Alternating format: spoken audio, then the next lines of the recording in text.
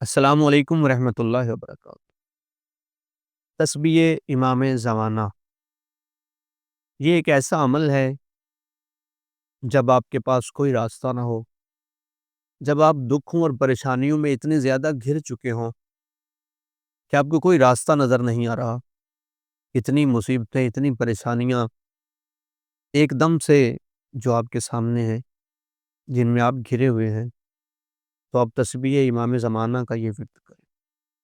ایسے ہی سمجھیں کہ یہ اس میں اعظم ہے، اور اس کا جادو اور اس کے فائدے، اس کے معجزات آپ خود اپنی آنکھوں سے دیکھیں گے کہ پریشانیاں کیسے ختم ہوئی اور اللہ نے کیسے اسباب پیدا کیے اور کیسے خود بخود راستے سارے کھل گئے۔ یہ تسبیح آپ فجر کے ٹائم کریں، فجر کی نماز کے بعد 100 دانے والی تسبیح لیں اور ہر دانے پہ پڑھیں یا صاحب الزمان ادرکنی یا صاحب الزمان اغیثنی۔ ایک دانے پہ یہ دونوں پڑھیں، یا صاحب الزمان ادرکنی یا صاحب الزمان اغیثنی۔ یہ دونوں چیزیں ایک دانے پہ پڑھیں اور 100 دانے کی تسبیح کو پورا، یعنی اس کو 100 دفعہ پڑھیں، اس کو 100 دفعہ پڑھ کے اللہ سے طلب کریں۔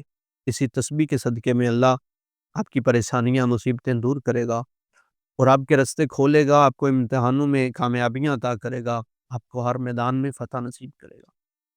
امام زمانہ کہتے ہیں کہ تمہارے پکارنے میں دیر ہے، ہمارے مدد کرنے میں دیر نہیں۔ اپنی زندگی کے دکھ ہمیں بتاؤ، اپنی پریشانیاں ہم سے کہو۔ جب تم رات کو سوتے ہو، تکیے پر سر رکھتے ہو، تو امام کہتے ہیں آنکھیں بند کر کے مجھے یاد کیا کرو۔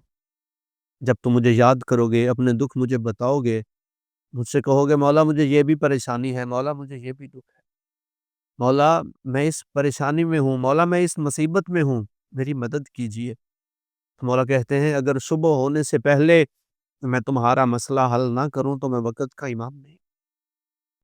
تو اس شدت سے ہمارے امام انتظار میں ہے، لیکن ہم اپنے امام کو یاد نہیں کرتے، ہم اللہ کو یاد نہیں کرتے۔ اس تسبیح کو معمول بنا لیں، جب بھی فجر کی نماز پڑھیں تو فجر کی نماز کے بعد 100 دفعہ یا صاحب الزمان ادرکنی یا صاحب الزمان اغیثنی پڑھیں اور اس کے بعد اللہ سے دعا کریں۔